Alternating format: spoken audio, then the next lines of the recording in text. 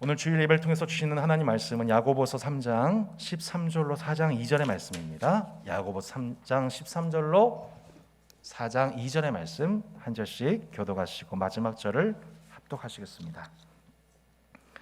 너희 중에 지혜와 총명이 있는 자가 누구냐? 그는 선행으로 말미암아 지혜의 온유함으로 그 행함을 보일지니라. 그러나 너희 마음속에 독한 시기와 다툼이 있으면 자랑하지 말라. 진리를 거슬러 거짓말하지 말라. 이러한 지혜는 위로부터 내려온 것이 아니요 땅 위의 것이요 정욕의 것이요 귀신의 것이니 시기와 다툼이 있는 곳에는 혼란과 모든 악한 일이 있음이라. 오직 위로부터 난 지혜는 첫째 성결하고 다음에 화평하고 관용하고 양순하며 긍휼과 선한 열매가 가득하고 편견과 거짓이 없나니 화평하게 하는 자들은 화평으로 심어 의의 열매를 거두느니라. 너희 중에 싸움이 어디로부터 다툼이 어디로부터 나느냐? 너희 지체 중에서 싸우는 정욕으로부터 나는 것이 아니냐? 너희는 욕심을 내어도 얻지 못하며 살인하며 시기하여도 능히 취하지 못함으로 다투고 싸운도다. 너희가 얻지 못함은 구하지 아니하기 때문이요. 아멘. 제가 따산교회를 개척하기 전에 섬겼던 교회가 성복조항교회인데요.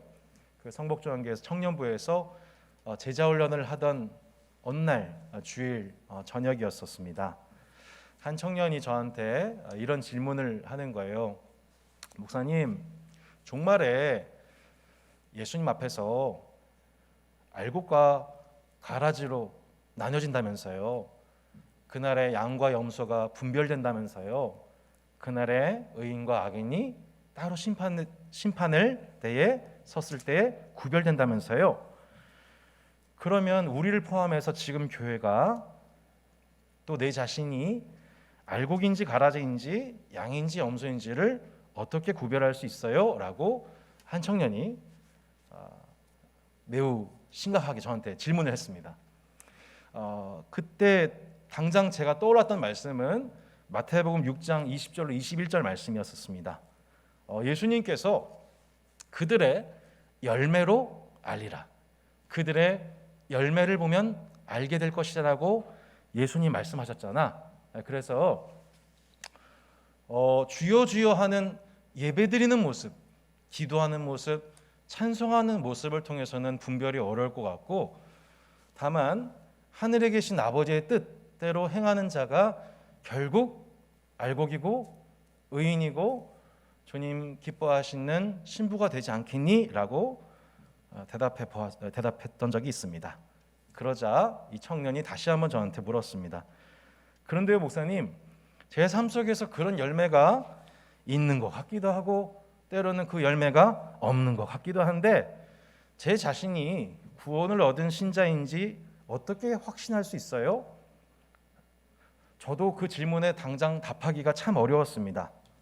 그때 직접 말씀을 펴서 묵상했던 말씀이 뭐였냐면 갈라디아서 5장 19절로 23절의 말씀이었습니다.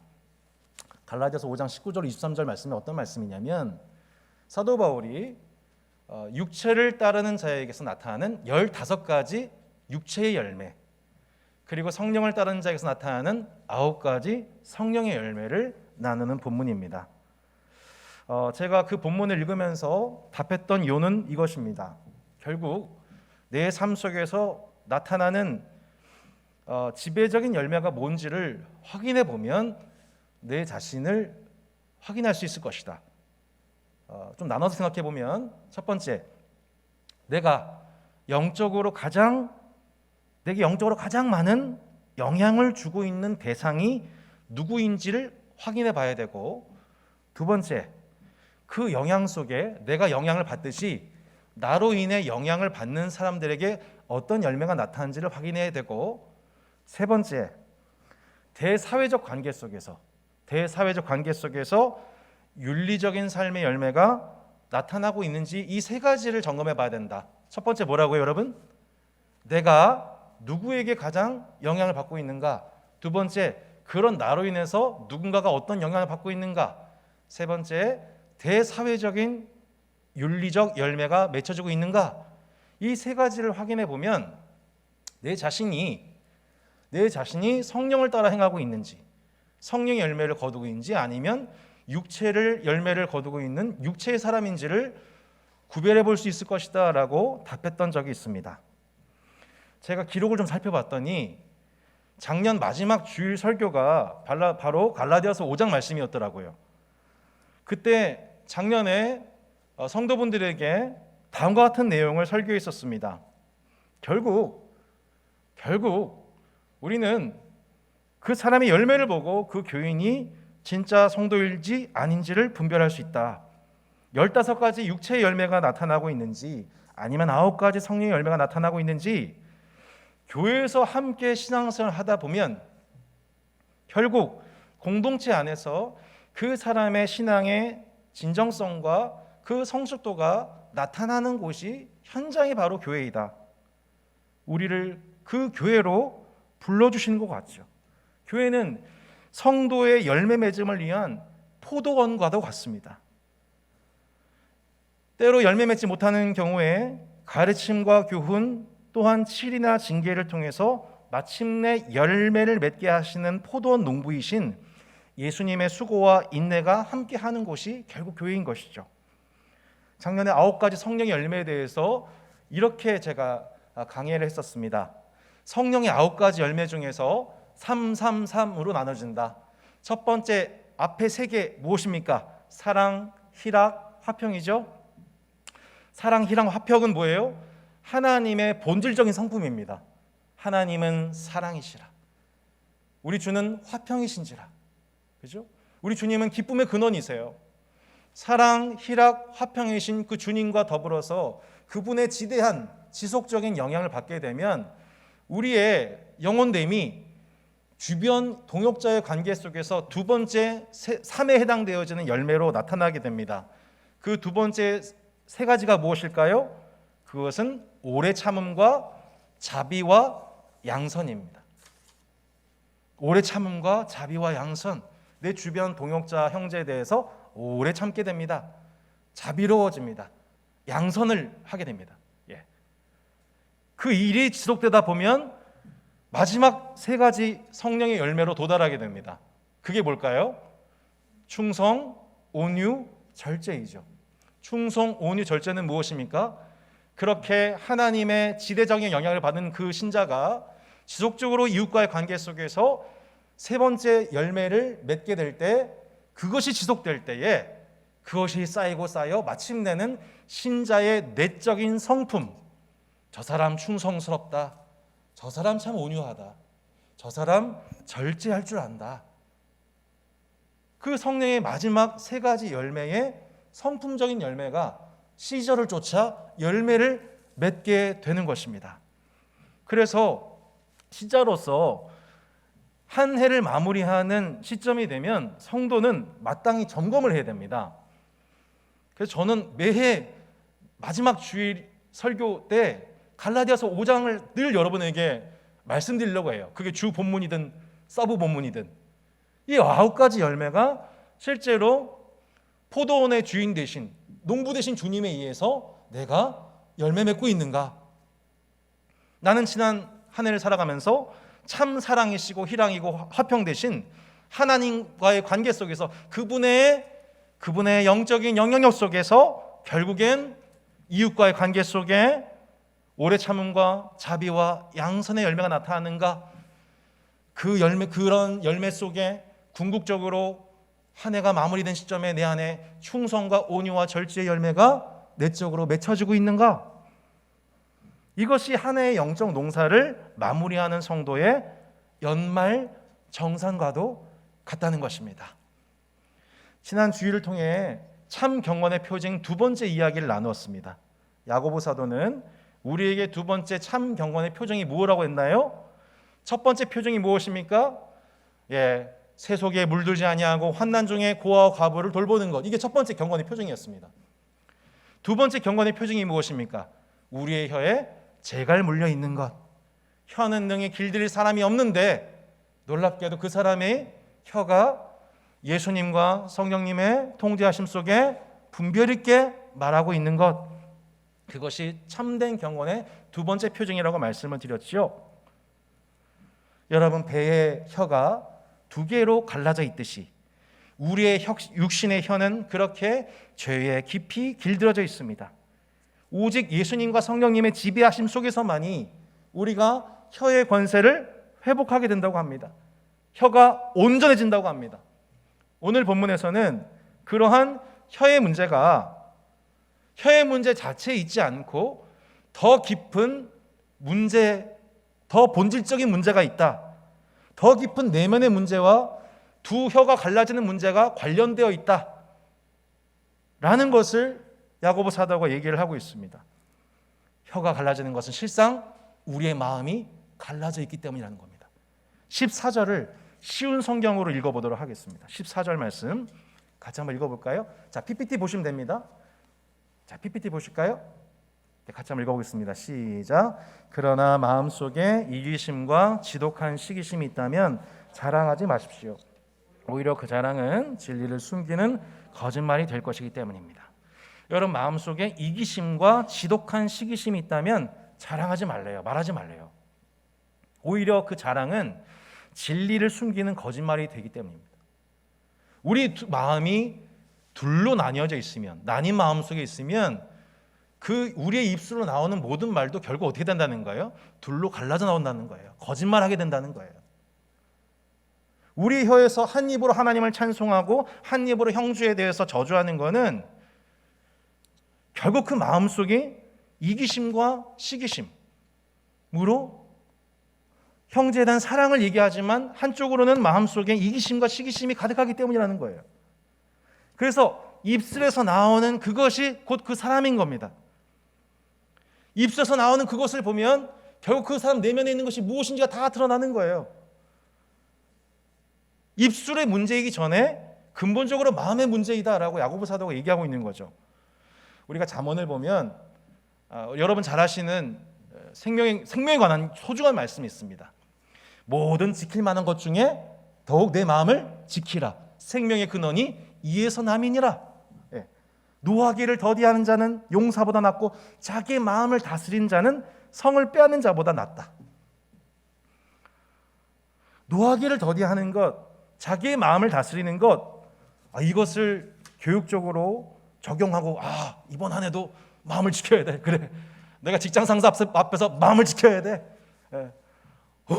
이 날 열받게 하는 이 코로나 상황에서 내 마음을 지켜야 돼. 여러분 얼마나 마음 지키기 어려우셨습니까? 그런데 그러한 마음 지킴에 대해서 야고보 사도는 조금 더 근본적으로 실제 매일 삶 속에서 우리의 마음에 영향을 주고 있는 것 두 가지를 더 해석해야만 한다. 말의 문제는 마음의 문제인데 그 마음의 문제는 사실은 또 다른 문제에 있다라고 야고보 사도가 연속적으로 풀이합니다. 첫 번째는 무엇입니까? 우리 마음에 영향을 주는, 우리의 마음에 실제 지금 우리가 영향을 받고 있는 두 가지가 뭐예요? 그 두 가지 중에 첫 번째가 무엇입니까? 14절로 15절을 읽도록 하겠습니다. 다시 한번 14절 15절을 PPT 보시면서 읽어보십시오. 시작. 그러나 마음속에 이기심과 지독한 시기심이 있다면 자랑하지 마십시오. 오히려 그 자랑은 진리를 숨기는 거짓말이 될 것이기 때문입니다. 그런 지혜는 분명히 하나님께로부터 온 것이 아닙니다. 그것은 세상의 지혜이며 영적인 것도 아니고 마귀에게서 온 것입니다. 여러분, 신자의 내면에 우리의 마음에 영향을 줄 수 있는 두 가지 중에 첫 번째가 뭐라는 거예요? 세상의 지혜라는 거예요. 세상의 지혜. 그것은 뭐예요? 하나님께로부터 온 게 아니에요. 하나님이 여러분에게 주신 것이 아닌 것, 세상으로부터 온 것, 영적인 것도 아닌 것, 마귀에게서 온 것, 그게 실제 신자의 내면을, 마음을 영향을 준다는 거예요. 그래서 여러분 한 입에서 두 말이 나오게 되는 거예요. 하나님이 주신 것이 아닌 지혜를 우리가 여과 없이 흡수할 때에 우리의 내면은 그 영향을 받게 되고 그 영향 결과 우리 입술은 한 입으로 하나님을 찬송하고 형제를 저주하는 혀를 길들일 수 없는 자가 되는 것입니다. 참된 경건이 무너지게 되는 것입니다. 여러분, 마태복음 16장에 보면요, 가이사랴 빌립보란 지역에서 예수님께서 제자들에게 물으셨습니다. 너희는 나를 누구로 하느냐? 그러자 시몬 베드로가 뭐라고 대답했나요, 여러분? 갑자기 주일학교가 되었어요. 주는 그리스도시요 살아계신 하나님의 아들이십니다. 대답했습니다. 이때 예수님 뭐라고 말씀하셨어요? 바요나 시몬아, 내가 복이 있도다. 이를 내게 알게 한 이는 혈육이 아니요 하늘에 계신 내 아버지시니라. 여러분, 이 신앙 고백이 가능했던 이유가 뭐예요? 그 지혜가 하늘로부터 왔기 때문이에요. 하늘로부터 온 지식 때문이었어요. 여러분, 우리가 주님을 온전히 주님으로 고백할 수 있는 것, 하늘로부터 부어진 지혜와 지식 때문인 줄로 믿습니다.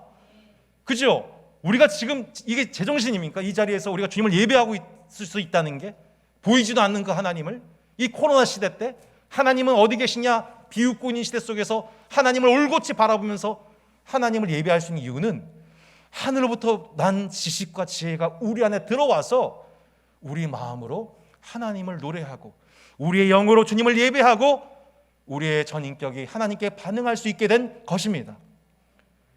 그런데 그 대답을 하고 예수님께 축복받은 베드로가 예수님이 이런 말씀을 하시자 급변을 합니다. 예수님 뭐라고 말씀하셨어요? 내가 사실은 말이야, 이제 예루살렘에 가서 내가 고난받고 내가 죽임당하고 그리고 사흘 만에 살아날 거야. 이걸 비로소 말씀하셨어요. 자, 이 말씀 주목하세요. 비로소 예수님이 신앙 고백을 받으신 후에 예수님이 내가 이제 죽으러 가야 돼. 그런데 죽음이 끝이 아니고 내가 부활할 거야. 말씀하셨어요. 그때 베드로가 뭐라고 그래요? 참으로 그리스도십니다. 이럽니까? 참으로 하나님의 아들이십니다. 이래요? 뭐라고 그래요? 예수님을 붙들고 스승을 꾸짖으면서 결단코 이 일이 당신에게 미치지 않습니다. 결단코 그 일은 당신에게 미치지 않습니다. 라고 하면서 예수님을 혼냅니다.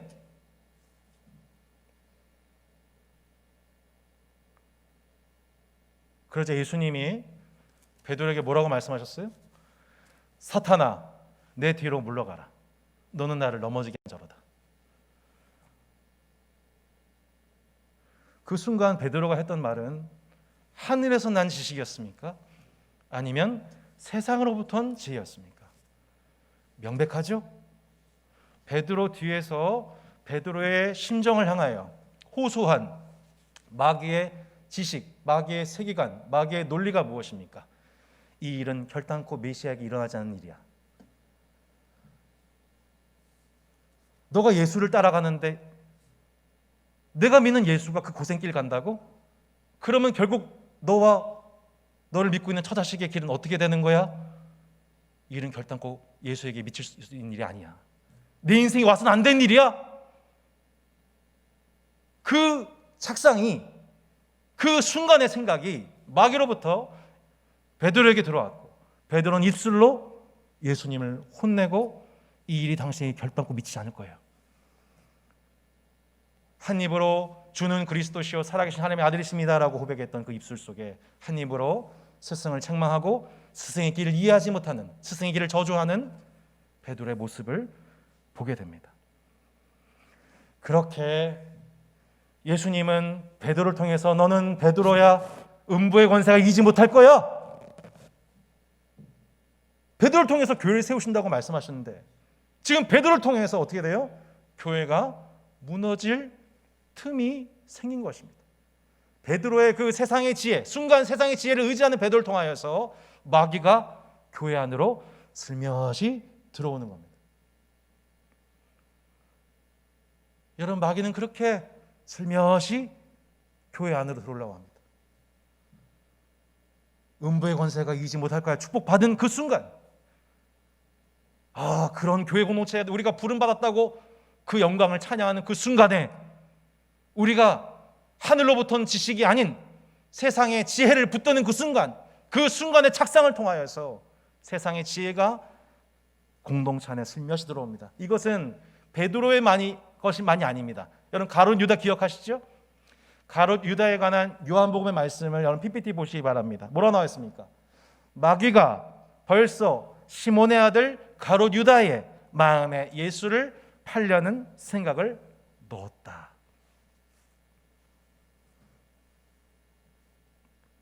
예수님께서 잡히시 전날 저녁에 마지막 성찬을 베푸실 때 그때 있었던 일입니다. 예수께서 대답하시되 내가 떡 한 조각을 적셔다 주는 자가 그니라 하시고 곧 한 조각을 적셔서 가롯 시몬의 아들 유다에게 주니 조각을 받은 후 곧 사탄이 그 속에 들어간지라. 이에 예수께서 유다에게 이르시되 내가 한 일을 속히 하라 하시니. 보십시오. 3년 동안 예수님을 따라다니고 동고동락했던 제자들 중에 회개를 맡았던 자 가롯 유다의 마음속에 어느 순간 마귀가 던지는 생각, 떡밥, 곧 예수를 팔려는 생각이 들어왔습니다. 예수를 따라다니고 보니까 이게 너무 재정적으로 어려운 거죠. 당시 예수 제자 12명 외에 여성 제자들이 그들의 재정을 후원했거든요. 그런데 예수님께서 오셔서 하나님 나라를 전파하신 모습 보니 야, 예수님 따라가면 인생 대박 나겠다. 이스라엘 나라를 회복하겠다. 한쪽은 한 사람은 우의정, 한 사람은 좌의정에 앉아서 나라를 다스리겠구나 싶었는데 시간이 가면 갈수록 이게 이상한 거예요. 예수를 따르면 돈이 생길 줄 알았어요. 명예가 생길 줄 알았어요. 성공이도 할 줄 알았어요. 근데 그게 아닌 거예요. 그러니까 순간 어떤 생각이 드는 거예요. 차라리 예수를 팔면 돈이 되겠다. 예수를 팔아 넘기는 게 훨씬 더 내 인생에 득이 되겠다 라고 하는 순간에 돈을 맡은 자 회개였던 가롯 유다의 마음속에 마귀의 생각이 지며시 들어온 것이죠. 그에게 수없이 뿌려졌던 하나님 말씀, 하나님 나라는 많은 말씀을 3년 동안 그렇게 많이 듣고 비유로 말씀하시고 깨닫도록 지혜로 말씀하셨지만 그 말씀은 열매 맺지 못하고 놀랍게도 가롯 유다의 결론은 무엇이었습니까? 세상의 지혜, 마귀의 지혜가 순식간에 그를 포획하여 결국 예수님을 팔아넘기는, 진리를 팔아넘긴 그 일에 사내들인 공의의 한편에 서게 됩니다. 여러분, 세상의 지혜는 지금도 그렇게 예수를 이미 믿고 있는 교회 공동체의 틈 곳곳으로 들어옵니다. 여러분, 뱀은 대놓고 들어오지 않아요. 문 틈 사이로, 창문 틈 사이로 은근슬쩍 들어옵니다. 지금도 예수를 팔아 자기의 입속을 챙기려는 자들, 교회를 자신의 사적 이득을 취하는 사업장으로 바라보고 있는 세상적인 생각, 마귀의 발상이 가롯 유다들에게 지금도 들어오고 있는 겁니다. 주님은 그리스도시요 살아계신 하나님의 아들이십니다.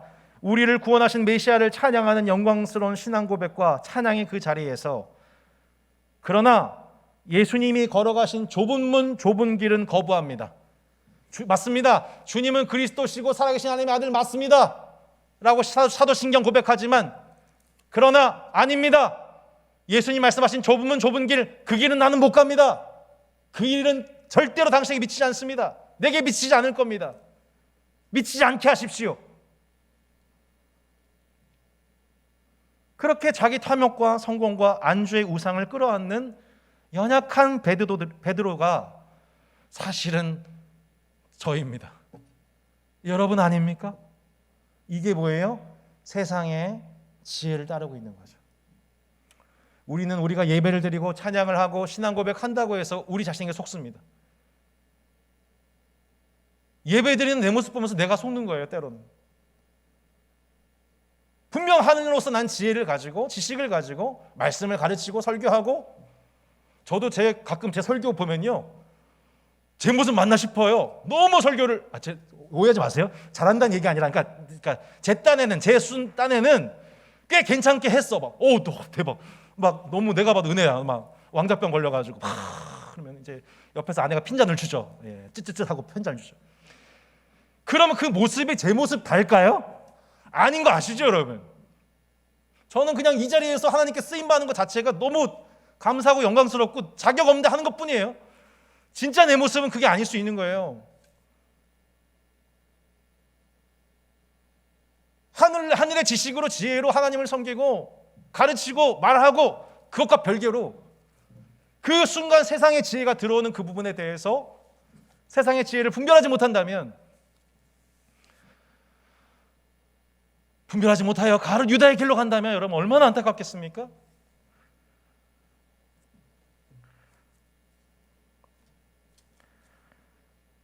여러분, 그렇게 하나님에게서 온 지혜가 아닌 세상의 지혜가 여러분 마음을 지배하려고 여러분 마음에 계속 놓고 한다니까요.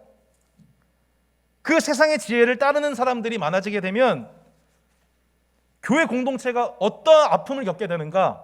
16절입니다. 이렇게 나오죠. 시기와 다툼이 있는 곳에는 혼란과 모든 악한 일이 있습니다.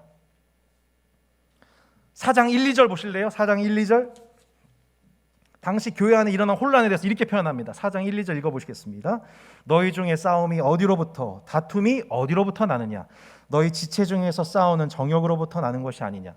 너희는 욕심을 내어도 얻지 못하여 살인하며 시기하여도 능히 취하지 못함으로 다투고 싸우는도다. 네, 거기까지 보도록 하겠습니다. 하나님의 지배를 받지 않고 세상의 지혜를 따르는 자들은 실상은 뭘 섬기고 있는 거예요? 하나님을 섬기고 있는 게 아니라 자신의 정욕을 섬기고 있는 거예요. 욕심 부리고 있는 거예요. 그 욕심 부리게 되면 결과적으로 뭘 하게 되냐? 형제를 살인합니다. 형제를 시기합니다. 하나님은 이들에게 하늘의 지혜를 부어줄 수 없게 됩니다. 둘 중에 하나예요. 가롯 유다의 길로 계속 직진하든지 아니면 베드로처럼 책망을 받고 돌이켜 다시 정도를 걷든지. 야고보 사도는 세상의 지혜로 가르치는 거짓 교사들에 의해서 교회 공동체의 혼란과 여러 악한 일들이 발생되는 걸 봤습니다. 갈라디아서 5장의 언어를 표현하자면, 언어를 가지고 표현하자면 이런 거죠. 원수 맺는 것과 분쟁과 시기와 분냄과 당짓는 것과 분열함. 몇 개예요? 원수 맺는 것, 분쟁, 시기, 분냄, 당짓는 것, 분열함. 15가지 육체 열매 중에 6가지가 바로 교회 공동체의 관계 문제에서 나타나는 열매들입니다. 세상의 지혜가 교회의 틈 안으로 들어올 때 육체의 열매들이 누룩처럼 퍼져나가게 되고 교회의 생명인 거룩과 연합을 상실하게 되는 것이죠. 여러분, 야고보서를 묵상하고 또 앞에서 설교할 때마다 전 너무너무 고통스럽습니다. 이게 다 내 모습인 거예요. 제 모습인 거예요. 우리 중에 말실수하는 자가 없죠. 우리 중에 이런 세상의 지혜를 가지고 실수한 적이 없는 사람 한 명도 없습니다. 하지만 우리 마음속에 가득한 시기와 다툼을 세상에 던져놓은, 마귀가 심어놓은 그 떡밥을 그대로 삼키는 그 순간 저와 여러분 통해서 누구에게 시험이 닥쳐오냐면 공동체와 형제에게 시험이 찾아갑니다. 이런 시험이 처음 세워진 초대교회에서부터 있었고 지금도 여전합니다. 근데 문제는 이런 실수가 없을 수는 없으나 그 실수했었을 때의 그 태도입니다. 가롯 유다의 길로 직진하느냐, 예수님의 책망을 받고 돌이키느냐, 내 입에서 드러나 버린 거짓과 불의와 실수를 인정하는 것. 무심결에 내가 내뱉은 그 말이 그 사람에게도 상처지만 사실은 그 신자의 자신의 죄인됨이 드러난 그 순간인 거예요. 사실은 내가 실상 세상의 지혜를 의지하고 있구나, 내 안에 다툼과 시기가 가득하구나, 하나님을 찬송한다면서 한 입으로 형제를 살인하고 시기하고 있구나, 이게 드러나는 거죠. 내 입술에 통해서 나도 모르게 무심결에 한 그 말실수를 통해서 그때에 깨달아는 거예요. 그때에 성령님이 드러내시는 거예요. 그때에 깨닫고 베드로처럼 회개하라는 거예요. 인정하라는 거예요. 내면에 가득한 시기와 다툼이 결국 하나님께서 허락하지 않으신 것을 얻고자 하는 정욕 때문이었구나. 이걸 인정하고 회개하면 베드로같이 다시 쓰임 받을 수 있어요.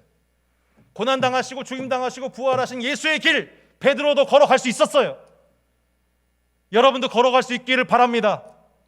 회개하고 돌이킬 수 있기를 바랍니다. 예수의 길 갈 수 있기를 바랍니다.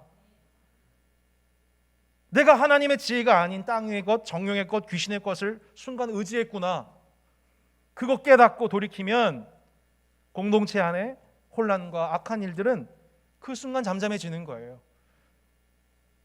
화해와 용서가 일어나게 되고 공의와 사랑의 질서가 회복되고 공동체는 하나님 말씀이 흥황하는 것입니다.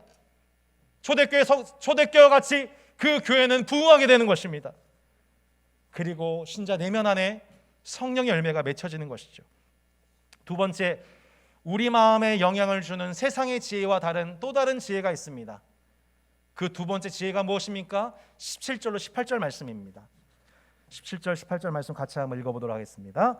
시작. 오직 위로부터 난 지혜는 첫째 성결하고 다음에 화평하고 관용하고 양순하며 긍휼과 선한 열매가 가득하고 편견과 거짓이 없나니 화평하게 한 자들은 화평으로 심어 의의 열매를 거두느니라. 아멘. 여러분, 하나님께서 주시는 지혜와 세상이 주었던 그 떡밥 지혜와 어떻게 다릅니까? 내가 품고 있는 지금 내 내면의 상황이 하나님이 주신 지혜를 가지고 말하려는 것인지 아니면 세상이 주는 지혜로 말하려는 것인지 여러분 어떻게 분별할 수 있습니까? 참 지혜의 표징에 대해서 야고보 사도는 네 가지를 얘기합니다. 첫 번째가 무엇입니까? 성결합니다. 영어로 pure. 도덕적으로나 영적으로 문제나 거리낌이 되지 않습니다. 두 번째 무엇입니까? 화평합니다. peaceful. 발음이 안 좋아 죄송합니다. 화평합니다. 과정적으로나 결과적으로 공동체에 평화를 끼칩니다. 세 번째 관용합니다. 형제에 대한 사려가 깊어요. 내 자신의 편의가 아니라 공동체와 형제에게 도움과 유익이 되는 방향으로 나 자신을 맞춰가는 거예요. 내가 원하는 방향으로 내가 받고 싶은 대접을 받도록 남을 유도하고 조정하는 게 아니에요. 그건 율법이 아니에요. 그건 복음이 아니에요. 하늘에서 난 지혜가 아니에요. 다른 사람에게 대접받기 원하는 대로 내가 대접받기 원하는 대로 남에게 먼저 대접하는 것, 그것이 선지자요. 그것이 율법이라고 말씀하셨죠. 네 번째, 양순입니다. 젠틀한 거예요. 다른 사람의 의견에 대해서 늘 귀 기울이고 수용하고 양보할 수 있는 유연한 태도를 갖는 것입니다. 자, 하나님이 주신 지혜의 특징 네 가지가 바로 성결, 화평, 관용, 양순인 겁니다. 야고보서 1장을 기억하세요. 우리가 믿는 참 하나님에 대해서 야고보 사도가 이렇게 얘기했습니다. 너희 중에 누구든지 무엇이 부족하면 지혜가 부족하거든. 모든 사람에게 후히 주시고 꾸짖지 아니하신 하나님께 구하라. 그리하면 주시리라. 아멘. 여러분, 세상의 지혜를 선택한 자의 마음은 결국 둘로 나뉘어져 있는 마음입니다. 다툼과 시기로 가득하고 결국 하나님이 아닌 자신의 정욕을 섬기고 있는 거예요. 우상 숭배하고 있는 거예요. 회개해야 하는 거예요. 두 마음을 품어서 정함이 없는 자예요. 이런 사람은 주께 얻기를 생각하지 말라. 형제를 외모로 판단하며 분열하고 있는 겁니다. 행함이 없는 믿음인 거예요. 세상의 지혜를 의지하는 신자는 성결하고 화평하고 관용하고 양순한 하늘의 지혜를 분별하여 사용하는 것입니다. 후히 주시고 꾸짖지 아니하신 하나님이 주시는 하늘의 지혜를 누리는 사람의 언어와 행동에 이러한 성결과 양순과 그런 관용과 화평의 모습이 있다는 것이죠. 더 나아가 긍휼과 선한 열매가 있습니다. 어려움에 빠진 자들을 돕고 다른 사람을 위해 선한 일을 하려고 애쓰는 것이죠. 사람을 외모로 차별하지 않고 혀에 재갈 물리는 경건의 능력이 있는 것이죠. 결과적으로 이러한 혼란과 모든 악한 일에 열매를 맺는 자, 곧 두 마음으로 두 언어를 사용하는 세상의 지혜를 의지했던 것을 회개하고 이제는 나뉜 마음이 아닌 한 마음으로 신실한 마음으로 믿음으로 하나님을 바라보며 하나님, 하늘의 지혜가 제게 필요해요. 후히 주시고 꾸짖지 아니하시는 하나님 감사해요. 제가 언제든지 이것을 구할 때 하나님은 당신의 무한한 지혜를 주시는 참 좋으신 분이세요. 저 지혜 부족해요, 주님. 기도할 때 우리 하나님은 여러분에게 꾸짖지 아니하시고 후히 주시는 하나님으로서 여러분 삶 가운데 임재하시고 복을 내려 주시는 것입니다. 그 결과가 무엇입니까? 18절입니다. 18절 마지막으로 한번 읽어볼까요? 시작. 화평하게 하는 자들은 화평으로 심어 의의 열매를 거두니라. 말씀 정리합니다. 하나님과의 교제 속에서 참 사랑이시고 희락이고 화평이신 그 주님과 함께 신자가 꾸준하게 지속적으로 은혜로운 관계 속에서 교제를 하다 보면 그 주님과의 의로운 관계 속에서 그 영향력이 주변에 있는 대인 관계 속에서 오래 참음과 자비와 양선으로 나타나고, 그것이 계속 반복되다 보면 그 신자를 보면서 옆에 있는 동역자가 또 믿지 않았던 남편과 아내 혹은 부모가 놀라게 되는 거예요. 저 사람 달라졌네. 뭔가 달라졌네.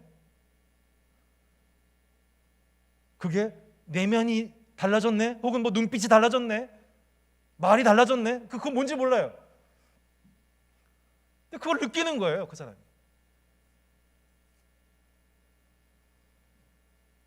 궁극적으로 충성과 온유와 절제에 이르는 신자의 내적인 성품이 그 안에 맺혀지는 거예요. 이거는 몇십 년에 걸쳐서, 아마 우리의 생명이 닿을 순간까지, 우리 호흡이 닿는 그 순간까지 우리의 이 포도원의 농부가 되시는 예수님에 의해서, 성전을 담당하시는 성령 하나님에 의해서 우리가 평생 걸쳐 열매 맺게 하시는 주님의 수고와 오래 참음과 사랑 속에서 여러분 우리 안에 마침내 맺혀지는 9가지 열매가 될 것을 믿습니다.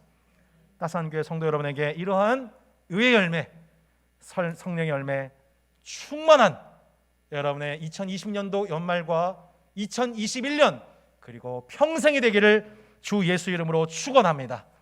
여러분 이제 기도할 텐데요. 송국영신 예배 이제 며칠 앞으로 남았습니다. 여러분 힘드셨죠?